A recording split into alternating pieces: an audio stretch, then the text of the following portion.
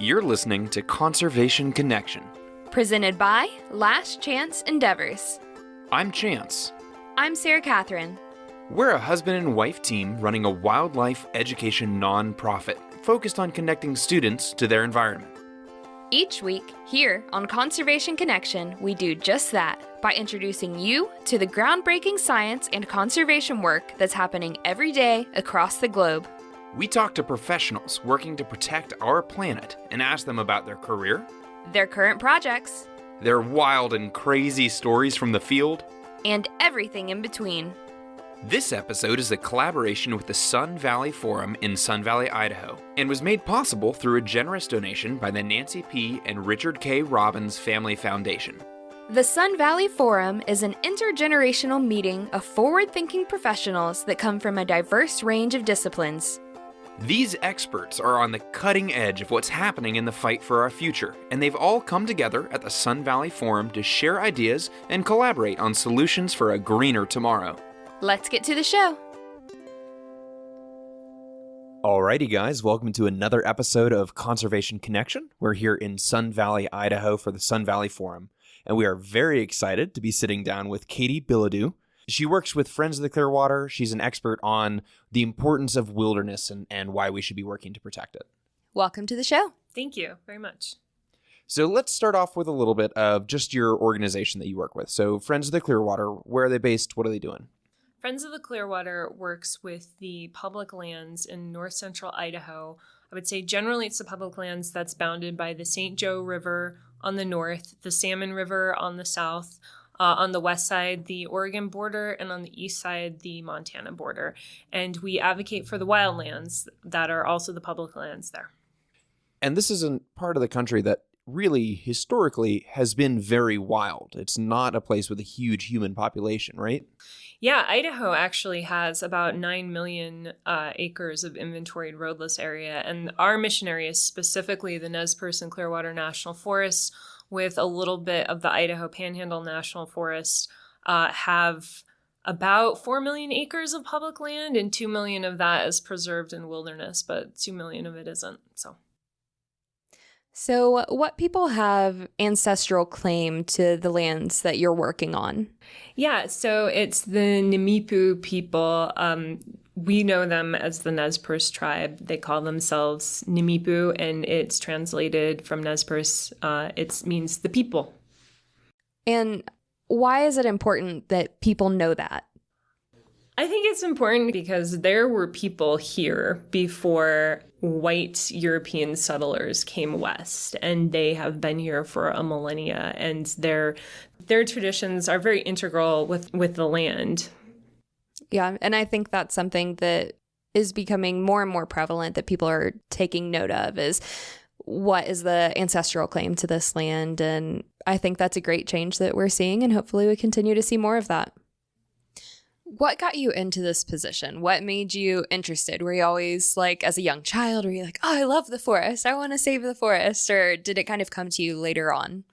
I think there was a foundation there, although I didn't find it until later in life. When I was in elementary school, I was very into the environment, and when I grew up, I wanted to be an environmental law attorney and have a golden retriever and drive an SUV. Very specific dreams.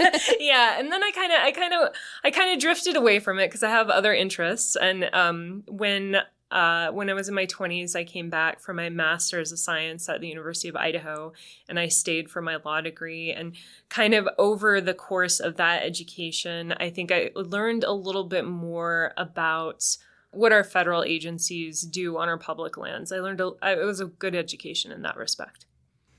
With that being said, what are the threats occurring in the forests that you're working with? The biggest threat in the forests that the two forests that I work with, the Nez Perce and the Clearwater National Forest, is primarily logging. I think grazing is also a really big issue, but I think the primary threat is logging on our national forests. And who is behind the logging that's happening, and what are some of the damages that this type of logging causes? So because this is national forest land, the entity that is signing off on this logging is the U.S. Forest Service.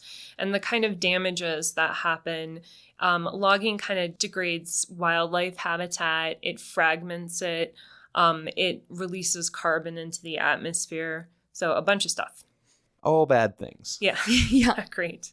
So I feel like typically, if you were to mention the U.S. Forest Service to me, I'd probably be like, oh, they're good. They're probably like working to help the forest. So, and it sounds like that, I mean, maybe in some of what they do, that's the case, but it also sounds in some of what they do, that's not the case. So how do we bring attention to that? And how do we make it so maybe they kind of flip their own script and become the good guys and they don't allow logging anymore?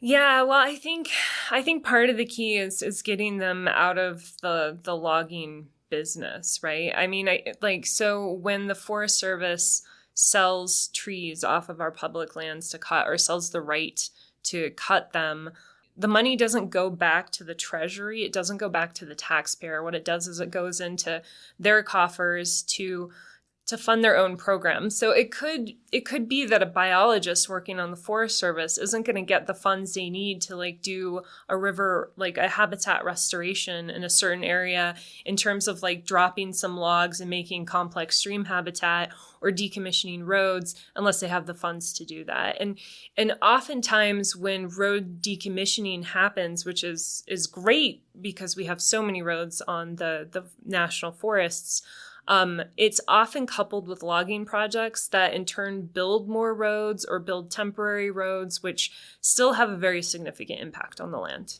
So let's talk a little bit about the impact of roads on forests. Why is it, you could have thousands of acres of forest that are divided in half by a road, and that has massive impacts on the ways in which the organisms of that forest interact with each other. Yeah. So tell me a little bit more about that.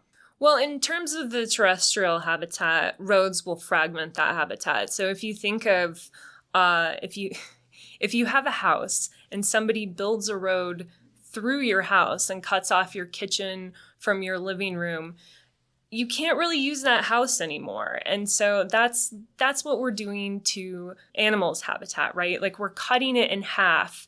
I guess we're rendering it more of it unusable than what would have previously been. And it's not just, the road itself. It's an area that the road fragments that kind of takes that away from animals. And in terms of fish, roads often create sediment, which is like really fine dirt. And so rain will wash that dirt down ditches to culverts, and that will go into streams.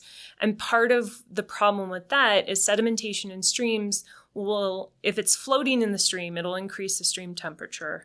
And once it settles, if it was a gravelly, rocky stream, it can bury those rocks. And that's called cobble embeddedness. It's when the rocks or the cobble get buried or embedded by the fine sediment. And that's a problem for fish, especially fish of the salmon and steelhead family, because they lay eggs in those spaces between the rocks. And when they hatch from their eggs, when they're little baby fish, they hide in those gaps from predators while they're waiting to grow big enough to migrate out to sea. And so when sediment flows off of roads and goes into the stream to bury those rocks, what it'll do is if the eggs are already laid, it can seal those eggs into kind of a little tomb. Or it will like fill in the gaps and eliminate the spaces that those baby fish can hide from predators.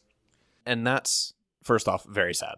Yeah, that sounds terrible. Little fish eggs in a sad little tomb is not, I mean, it's something that needs to be stopped. And I think one of the things forests are really good at is taking water, passing it through the soil, the living, vibrant soil communities that act as a sponge, slowing down its physical movement as it fell, however many feet through the sky to get to the ground, and then allowing it to slowly enter these streams. And when you interrupt that by A, putting in impermeable surfaces like roads, and B, compacting that soil when you're driving something over it. So it doesn't necessarily have to be an asphalt road, but the compaction that occurs when a vehicle drives over that soil, it creates these spaces, and all it takes is that first little snowball rolling down the mountain to create sedimentation, right? So erosion begets erosion. When you have this first piece that starts to allow water to move faster over the landscape, well, that fast-moving water is going to take sediment with it, which is going to strip topsoil, which creates more space for water to move quickly. And it is a small start that results in a very big impact. So I know that there's people listening to this right now that are like, why does one, 20-foot wide road through thousands of acres of forest matter? But it really does. And to kind of get back to the ways that it interacts with terrestrial organisms, like you're saying, putting a road through the kitchen, there are a lot of organisms that refuse to cross roads. I'm pretty sure bears are one of the big ones, where bears are their habitat, which has to be big because they're apex predators, right? They can't hunt on the same small patch over and over and over. They have to move across big tracts of land to be healthy and happy and natural. Well, they're not going to cross a road. It becomes like it could be, it may as well be a 40-foot tall wall for them to get through. They're simply not going to do it. And so, especially on these apex predators that require big territories, roads are incredibly disruptive to the way in which they're able to forage and hunt and, hibernate and stuff like that. So I'm glad we're having this conversation, because roads are a huge issue in wilderness. Yeah, and I would add to that even, especially with openings, lynx, which is kind of a member of the cat family, will there's science that discusses like lynx won't cross openings that are over 40 acres generally, and 1 acre is about a football field. So they won't cross those like with openings that have been put on the landscape like that. If anybody who's listening is at all interested in like why animals are where they are or where they are not, I'm going to recommend a book right now called Song of the Dodo, David Quammen. And he talks about, it's really about islands and how organisms do or don't appear on islands. But he opens the book with a metaphor talking about if you have this beautiful Persian rug and it's functional in a home, it ties a space together, it's a place to clean feet, whatever. If you take that same rug and you cut it into 100 squares, you have the same amount of rug and exactly 0% of the usefulness of that rug, right? Because it has been divided and chopped up. And that's what clear-cut stands and roads do to forests. On top of the fact that you're actually removing forest, right? So it's even worse than that metaphor. So this insularity that occurs is bad in a lot of ways and for a lot of reasons. Yeah, that's actually an excellent metaphor for like wildlife habitat fragmentation. Like breaking it up. Yeah. What are some of the changes that you've seen, good or bad, in your time in this position? I've seen it, I think, getting a little bit harder to protect these areas, but I also see the importance of doing that. And a little harder to protect these areas because there are laws that Congress has put out. Most recently, under a law that was a Bush administration law called the Healthy Forest Restoration Act, which allows the agency to propose and authorize logging projects with less of an environmental review than what the National Environmental Policy Act would have otherwise made them do. And it's kind of hard to fight. But on the flip side, I'm seeing more people care about these areas and know that they're important. And I'm seeing this like passion kind of start to bubble up. So, yeah, it's good to see that passion.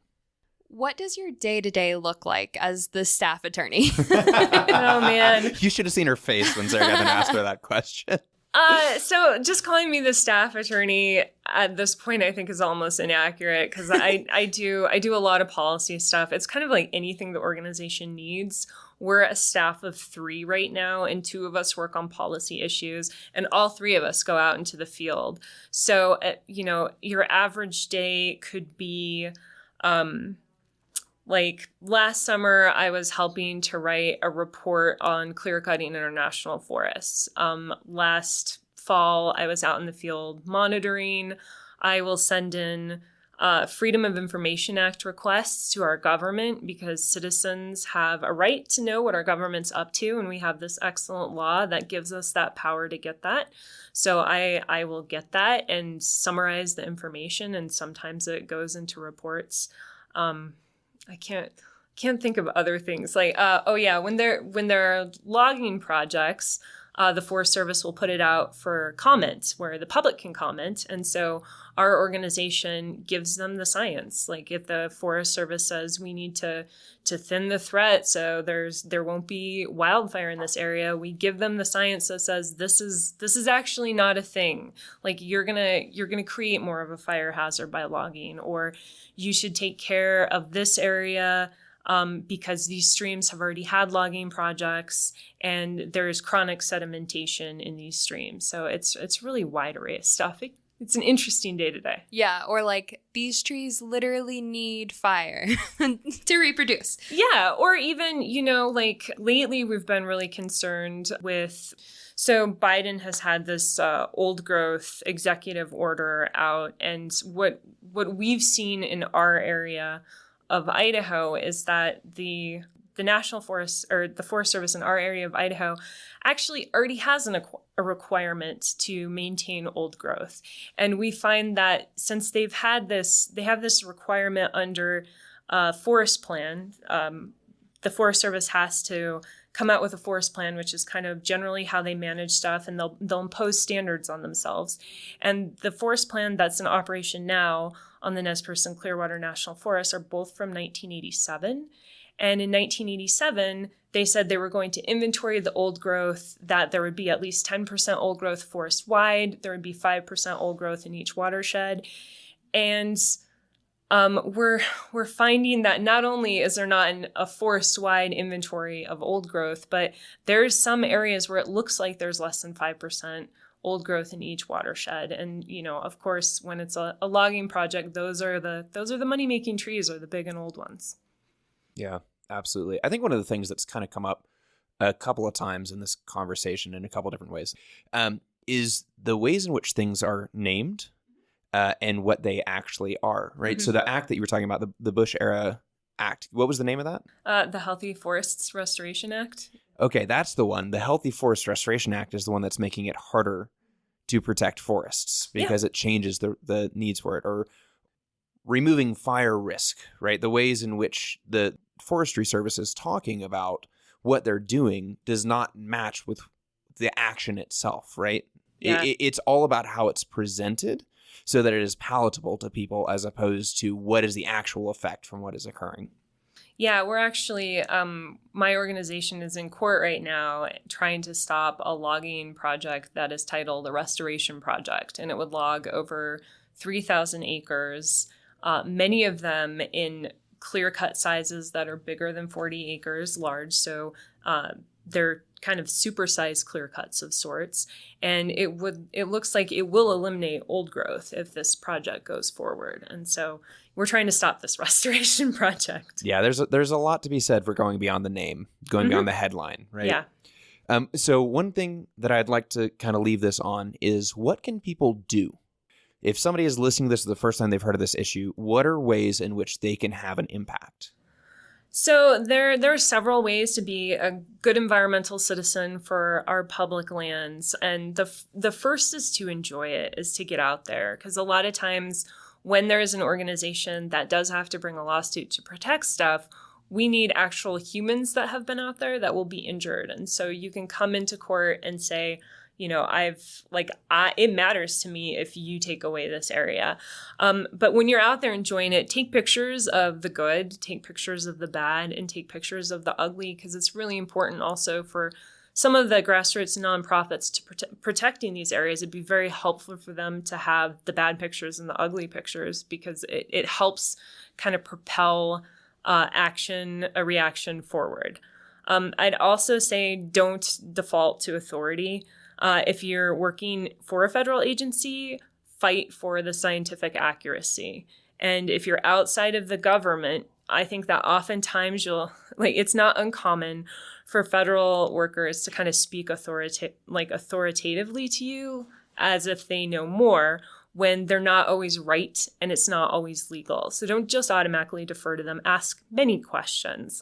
It's really important to ask questions. Find an environmental issue you're passionate about and educate yourself. And then when you know about that, educate others as well. Second to last would be take part in the public process. When there are projects on these public lands, the Forest Service or the Bureau of Land Management or the Fish and Wildlife Service have to get comments from the public. And so I think it's very important, especially that the public pushes back on some of these logging projects. So I think it's important to put in your 2 cents, and you're allowed to do that as a citizen. And then as a citizen or resident of this country, I should say. And then finally, vote. And I think that's also, it's very important that we can hold our leaders accountable for what's happening in our public lands. Yeah. Something interesting that you said that I think is really an easy one, and something that most people kind of already do. And one part of what you said is take pictures of the good. Mm-hmm. Lots of people do that. Of the bad, the ugly, not so much. When we go hiking somewhere, and I see something ugly, my first thought is not I should take a picture of that. But it's a really great point that taking those pictures and posting it, and, if you're on Instagram or something, saying oh, wow, we went on this beautiful hike and here's this pretty picture. But also there's all of this logging being done here. What is happening? That's just bringing more attention to that side of it. So that was a really great point. Yeah, absolutely. Katie, thank you so much for taking the time to sit down with us. This is a really fun conversation. If somebody wanted to learn more about Friends of the Clearwater, where can I send them to go learn more? They can go to our website. It's www.friendsoftheclearwater.org. Perfect. So if you guys are listening, scroll on down in the show notes. I do this basically every time. You know the drill. I'm going to drop that link right there so you guys can go straight from this episode to learning more about this awesome organization. Yeah. Thank you so much for joining us today. Thank you for having me. Thanks for listening to this episode of Conservation Connection. If you enjoyed our podcast, go ahead and subscribe to make sure you catch every episode that we post. We'd love to hear from you. So if you want to reach out, go to our website, lastchanceendeavors.com/contact, and shoot us an email. We love questions from our listeners, so if you heard something that you want to know more about, be sure to let us know. If you've got a minute to spare, leaving a 5-star review on Apple Podcasts will help other conservation-minded people find the show. We'd really appreciate it. A big thanks to the people working to protect our planet, and a big thanks to you for listening. Don't forget to tune in next week.